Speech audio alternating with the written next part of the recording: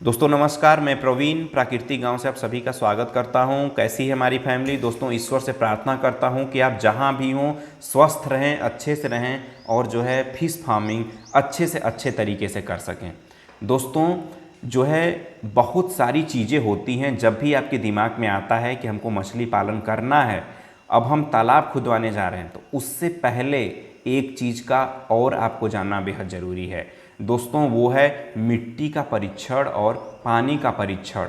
हम तालाब खुदवाने से पहले इन चीज़ों को हमको जानना ज़रूरी है कि क्या हम जहाँ पर हम तालाब खुदवाने जा रहे हैं ये मिट्टी सही है हमारे मछली पालन के लिए कि नहीं सही है। क्योंकि अगर नहीं सही होगी तो आप तालाब खुदवाएंगे, वेस्ट हो जाएगा, आपका पैसा वेस्ट हो जाएगा और मछली पालन भी जब अच्छा नहीं हो पाएगा तो आप बिल्कुल परेशान हो जाएंगे, फ्रस्ट्रेट हो जाएंगे। इसीलिए दोस्तों इस चीज़ को छोटा चीज़ मत समझिए। हमारे बहुत से किसान भाई आलस कर देते हैं, सोचते हैं अरे कौन ही जाए मिट्टी का परीक्षण करवाने। दोस्तों बहुत ही बेहद ज़रूरी होती है, फर्स्ट स्टेप होता है आपके फिश फार्मिंग का। फर्स्ट स्टेप में आप रिस्पॉन्सिबिलिटी से इस मिट्टी का परीक्षण करवाइए और आपके ज़मीन के पानी का जो है परीक्षण भी करवाइए कि वहाँ पे का जो पानी है वो कैसा है मछली पालन के लिए। तो दोस्तों आज बात करने वाले हैं कि मिट्टी के जो जो पैरामीटर होते हैं, सॉइल पैरामीटर जो होते हैं हमारी फिश फार्मिंग में, वो कौन कौन से होते हैं, किन किन चीज़ों का हमको परीक्षण करवाना चाहिए और किन किन चीज़ों को हम जो है मिट्टी में जब परीक्षण करवा रहे हैं तो ध्यान देना चाहिए। दोस्तों इसी के बारे में आज हम डिस्कस करने वाले हैं। दोस्तों सबसे पहली चीज़, अगर आपकी मिट्टी बलुई मिट्टी है या फिर पथरीली मिट्टी है तो आप वहाँ पर फिश फार्मिंग बिल्कुल भी मत करिएगा। आप दूसरा जगह सेलेक्ट करिए और दूसरी जगह में आप जो है फिश फार्मिंग स्टार्ट करिए, ये जगह आपके लिए सही नहीं है। दोस्तों अगली चीज़, सबसे पहले मैं आपको बता देता हूँ कि जब भी आप मिट्टी परीक्षण करने के लिए भेजें तो क्या क्या चीज़ें उसमें आपको भेजना है, कि आपको क्या क्या चीज़ें देखना है। सबसे पहली चीज़ कि मिट्टी हमारी कैसी है, सैंडी है कि रॉकी है, ठीक है। उसके बाद आपकी मिट्टी का पीएच कितना है, जैसे पानी का पीएच होता है वैसे मिट्टी का भी पीएच होता है, तो आपकी मिट्टी का पीएच कितना है। कलर कैसा है आपकी मिट्टी का। आपकी मिट्टी में के जो 4 फैक्टर होते हैं, सैंड, सिल्ट, क्ले, लोम, ये कितना कितना है। आपकी मिट्टी में जो एनपीके की मात्रा होती है, नाइट्रोजन, फास्फेट और पोटेशियम, ये कितना है आपकी मिट्टी में। तो इन सब फैक्टर्स का जो है आपको ज़रूर से ज़रूर परीक्षण करवाना है जब भी आप परीक्षण के लिए अपनी मिट्टी का भेजें। और इसके बारे में आपको भी जानना पड़ेगा कि ये स्टैंडर्ड वैल्यू कितनी होनी चाहिए हमारे मछली पालन के लिए।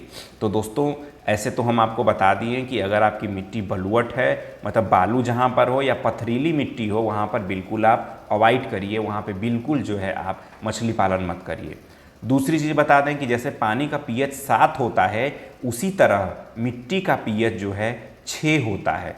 6 मिट्टी का पीएच बेस्ट माना जाता है। लेकिन मछली पालन में जहां हमको तालाब खुदवाना है, 6 से लेकर के 8 के बीच में पीएच वेरिएशन होना चाहिए। अगर इससे ज़्यादा है तो आपका जो है मिट्टी उचित नहीं है आपको तालाब खुदवाने के लिए। तो याद रखिए कि आपका 6 से 8 के बीच में ही रेंज में रहना चाहिए अगर आप मछली पालन के लिए वो जगह जो है आप सेलेक्ट करते हैं तो।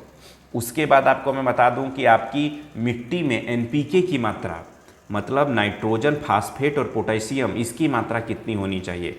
आपको मैं बता दूं कि नाइट्रोजन जो होता है 50 mg पर 100 ग्राम सॉइल से ज़्यादा होना चाहिए। वहीं फास्फेट की मात्रा 6 mg पर 100 ग्राम सॉइल से ज़्यादा होना चाहिए। वहीं पोटेशियम की मात्रा 25 mg ग्रेटर देन 100 ग्राम सॉइल से ज़्यादा होना चाहिए। दोस्तों ये मात्रा है जिसका आपको भी ध्यान रखना पड़ेगा कि हमारी इतनी इतनी मात्रा होनी चाहिए एनपीके की। जैसे आपके जो भी हमारे किसान भाई है वो जानते होंगे कि हम एनपीके का यूज कितना अपनी फसलों में करते हैं, उसी तरह से हमारी मिट्टी में भी ये पता होना पड़ेगा, मिट्टी का परीक्षण करवाना पड़ेगा कि इसमें एनपीके की मात्रा कितनी है। अगर इतनी मात्रा है तो आप जो है वहाँ पर जो है बेस्ट है आपको मछली पालन करने के लिए।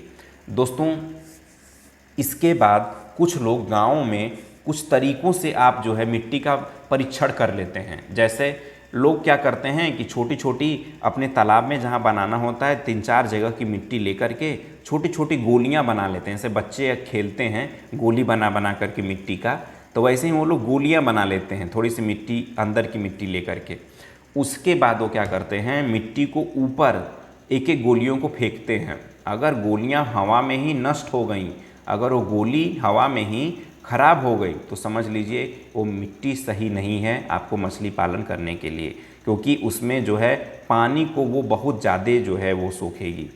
और वही चीज़ अगर वो गोली ऊपर गई, हवा में नहीं फूटी, नीचे जब वो लड़ी तब जाके ज़मीन पर आ करके फूटी, तो समझ लीजिए कि वो बेस्ट है मिट्टी मछली पालन के लिए। दोस्तों ऐसे गांव में अधिकतर लोग परीक्षण करते हैं, और जहां तक अच्छा भी है ऐसा ज़रूर करना चाहिए, क्योंकि पुरानी चीज़ें जितनी हैं किसी न किसी रीजन से हैं, तो वो चीज़ें अच्छी हैं।